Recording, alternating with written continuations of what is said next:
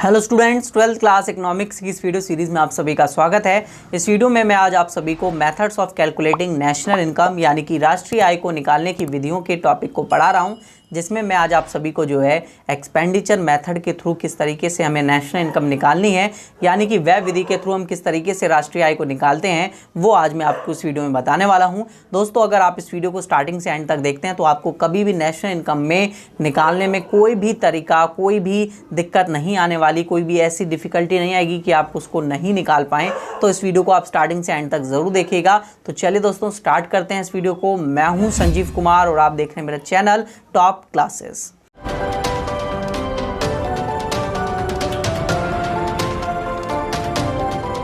तो दोस्तों, जब मैं बात करता हूं एक्सपेंडिचर मेथड, तो आप सोच रहे होंगे कि एक्सपेंडिचर मतलब हम अपना खर्चा देखकर किस तरीके से नेशनल इनकम को निकाल पाएंगे। तो मैं उसके लिए आपको कहूंगा कि आपने इक्विलिब्रियम पढ़ेंगे आगे जाकर, तो आपको पता होगा जो एग्रीगेट सप्लाई है वो एग्रीगेट डिमांड के इक्वल होती है। मतलब जो आपकी इनकम है वो आपके खर्चों के बराबर होती है। तो अगर आप अपने खर्चे निकाल लेंगे तो आपकी इनकम भी निकल के आ जाएगी। इसलिए हम जो है एक्सपेंडिचर मेथड यानी कि वह विधि में देखते हैं कि जितने भी हमारे खर्चे पूरी इकोनॉमी में हो रहे हैं उन सभी को हम एक साथ टोटल करके यहाँ पर लिखेंगे और उन टोटल से हमारे पास नेशनल इनकम आ जाएगी। अब देखिए कैसे करना है, उसके लिए मैं आपको एक फॉर्मूले के थ्रू समझाता हूँ।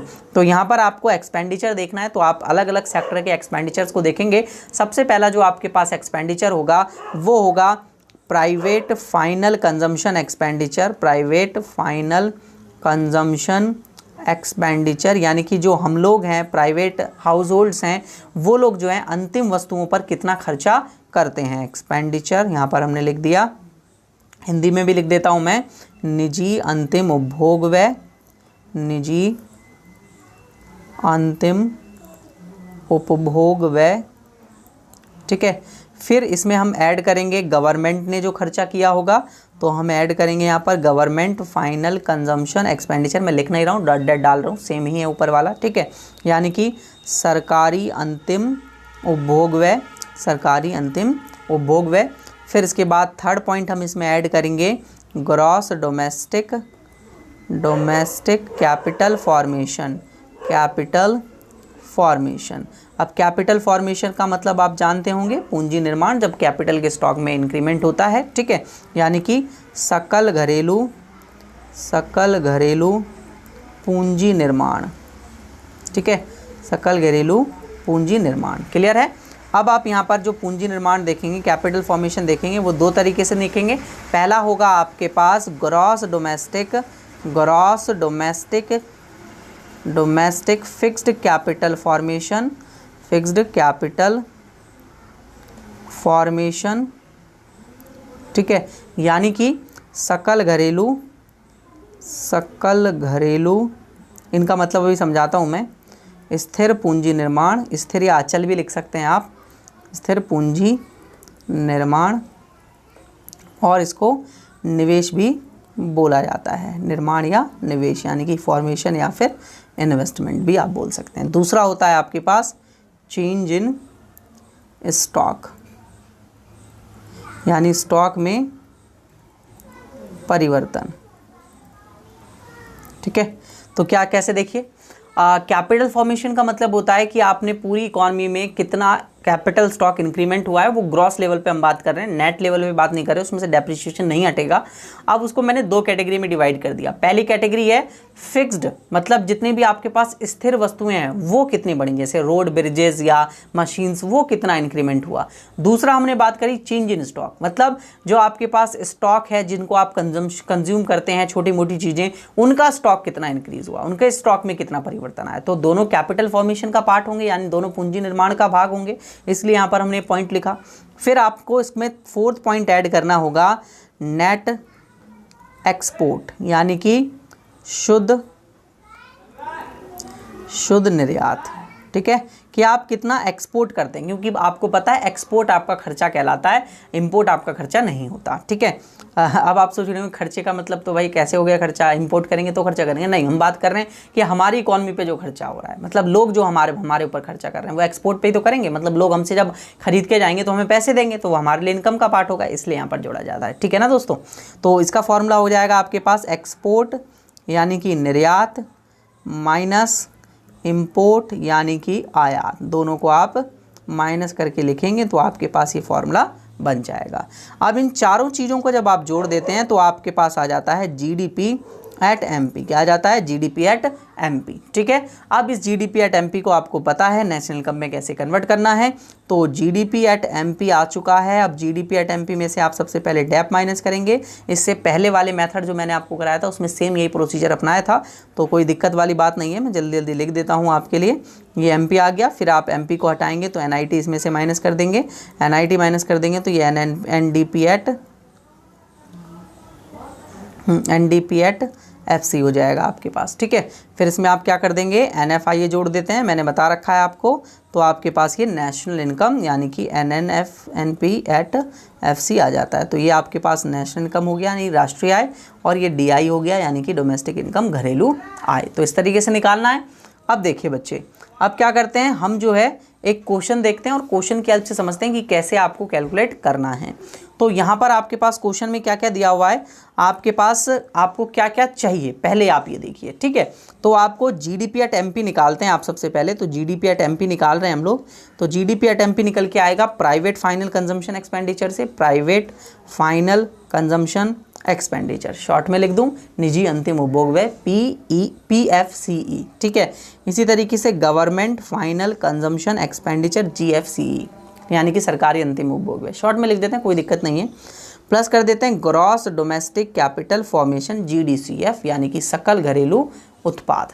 ठीक है, और सकल घरेलू पूंजी निर्माण। फिर इसमें हम लोग नेट एक्सपोर्ट यानी कि NX जोड़ रहे हैं, शुद्ध निर्यात। क्लियर है? शॉर्ट में इसलिए लिख रहा हूँ ताकि आपको मैं मतलब टाइम बचे हमारा और अच्छे से आप समझ भी जाएं। ठीक है ना? तो PCF हम देखें, प्राइवेट फाइनल कंजम्पशन एक्सपेंडिचर, निजी अंतिम उपभोग व्यय, 100 दिया हुआ है आपके पास। ठीक है, फिर आपको 1000 दिया हुआ है, आई थिंक, हाँ नहीं 100 दिया हुआ है, 100। ठीक है, फिर आप जोड़ेंगे इसमें गवर्नमेंट फाइनल कंजम्पशन एक्सपेंडिचर, ये रहा कितना 20। फिर आप इसमें जोड़ेंगे घरेलू पूंजी निर्माण जो कि नहीं दिया हुआ है। तो देखिए ध्यान से समझेंगे सभी। Net domestic capital fixed capital formation दे रखा है, मैंने बताया होगा आपको। ग्रॉस जो होता है ग्रॉस डोमेस्टिक कैपिटल फॉर्मेशन, सकल घरेलू पूंजी निर्माण, उसके दो भाग बताए थे। पहला पार्ट आपके पास gross domestic fixed capital formation, और दूसरा पार्ट बताइए चेंज इन स्टॉक, यानी कि पहला भाग हो गया आपके पास सकल घरेलू स्थिर पूंजी निर्माण और दूसरा भाग हो गया स्टॉक में परिवर्तन। तो ये सकल, मतलब ये सकल होता है, मतलब ये जो है ग्रॉस वैल्यू दी होती है, लेकिन यहाँ पर ये क्या दिया हुआ है? Net domestic fixed capital formation. तो इस नेट को बनाना है आपको ग्रॉस में, यानी कि शुद्ध को सकल में बनाना है। तो जब हम नेट को ग्रॉस में कन्वर्ट करते हैं तो डैप ऐड कर देते हैं। तो आप इसमें डेप्रीशिएशन ऐड कर देंगे। तो डेप्रीशिएशन देख लेता हूँ मैं, ये दिया होगा क्वेश्चन में, नहीं दिया हुआ। तो आप क्या करेंगे? यही आपके पास ग्रॉस ही है, यही आपके पास ग्रॉस है। इसमें आपको क्या जोड़ना है? एडिशन टू स्टॉक, मतलब स्टॉक में जो चेंज हुआ है वो एडिशन हुआ है, वो बड़ा है, तो वो प्लस का शो कर रहा है, तो लेकिन ये माइनस का है। तो आप 30 में से 5 को माइनस कर देंगे तो कितना आ जाएगा आपके पास? 25 आ जाएगा। कितना आ जाएगा बच्चे? 25 आ जाएगा। ठीक है, अब नेक्स्ट इसमें आप क्या करेंगे? नेट एक्सपोर्ट को जोड़ेंगे जो कि -5 दिया हुआ है, तो -5 लिख दीजिए, बेसिकली ये माइनस ही होगा। तो आपके पास ये जो है कितना आ गया? 140 आ जाएगा। कितना? 140। ठीक है, अब इसके बाद आपको इसको नेशनल इनकम में कन्वर्ट करना है, तो NNP एट FC बनाना है इसको। तो NNP एट FC कैसे बनेगा? ये GDP एट MP दिया हुआ है, तो GDP एट MP में सबसे पहले आपको डैप माइनस करना है, अभी मैंने आपको सिखाया था। फिर ये बन जाएगा NDP एट MP, फिर इसमें से आप माइनस कर दीजिए NIT, तो ये बन जाएगा NDP एट FC। फिर आप इसमें प्लस कर दीजिए NFIA, तो ये बन जाएगा NNP एट FC। ठीक है, GDP एट MP 140, डैप दिया नहीं हुआ है। NIT देख लेते हैं, NIT के लिए सब्सिडीज़ दी हुई हैं। इनडायरेक्ट टैक्सेस देख लीजिए, इनडायरेक्ट टैक्स भी दिया हुआ है। अप्रत्यक्ष कर, तो अप्रत्यक्ष कर माइनस सब्सिडी आर्थिक सहायता, तो 20 आ जाएगा, 25 - 5। ठीक है, तो 20 आ जाएगा NIT, और ऐड कर दीजिए अब NFIA। तो NFIA देख लेते हैं, क्वेश्चन में गिवन है, बिल्कुल -10 गिवन है, तो -10 NFIA हमने देख लिया। तो आपके पास ये कितना हो जाएगा? -20 - 10, तो -30। तो ये आ गया आपके पास 110 आपकी नेशनल इनकम आ गई। बहुत ही इजी तरीके से आप कैलकुलेट कर सकते हैं। अब इसमें भी आपको ना जो है क्या बोल सकता है, उसमें आपको ये बीच में से ना कुछ भी पूछ सकता है। तो आप क्या करेंगे? सबसे पहले GDP एट MP निकालेंगे, क्योंकि GDP एट MP के इन चारों को जोड़कर निकालते हैं हम लोग। तो अगर आपके पास GDP एट MP आ जाएगा, देखिए यहाँ पर समझ सकते हैं आप लोग, अगर आपके पास ये चीज़ होगी, मैं अलग कलर यूज़ कर लेता हूँ। ठीक है, तो जीडीपी एट एमपी अगर आपके पास होगा ये, तो अगर आपसे प्राइवेट फाइनल कंजम्पशन एक्सपेंडिचर पूछा होगा और ये चीज़ें होंगी आपके पास तो आप आराम से निकाल लेंगे। या फिर आपको ग्रॉस डोमेस्टिक कैपिटल फॉर्मेशन पूछा होगा तो ये सारी चीज़ें दी होंगी तो आप आराम से निकाल लेंगे। और इसके अंदर की चीज़ें भी पूछी हो सकती हैं, स्टॉक में चेंज वगैरह, तो वो भी आप आराम से निकाल देंगे, इतना मैं आशा करता हूँ और आप अच्छे से समझ भी गए होंगे। ठीक है, तो अगर आप मेरे साथ फुल कोर्सेज ज्वाइन करना चाहते हैं तो इस नंबर पर मुझे कॉन्टैक्ट कर सकते हैं। लिंक डिस्क्रिप्शन में दी हुई है टॉप क्लासेज ऐप की डाउनलोड करने की, जहाँ पर आपको ऑनलाइन कोर्सेज मिलते हैं और क्लासेस भी मिलती हैं। तो आप लिंक डिस्क्रिप्शन में जाकर ऐप को ज़रूर डाउनलोड कर लें और मुझे इस नंबर पर कांटेक्ट कर लें, जिसके बाद मैं आपको कोर्स के रिगार्डिंग सारी इन्फॉर्मेशन प्रोवाइड करा दूंगा और कोर्स में आप मेरे साथ एनरोल हो जाएंगे।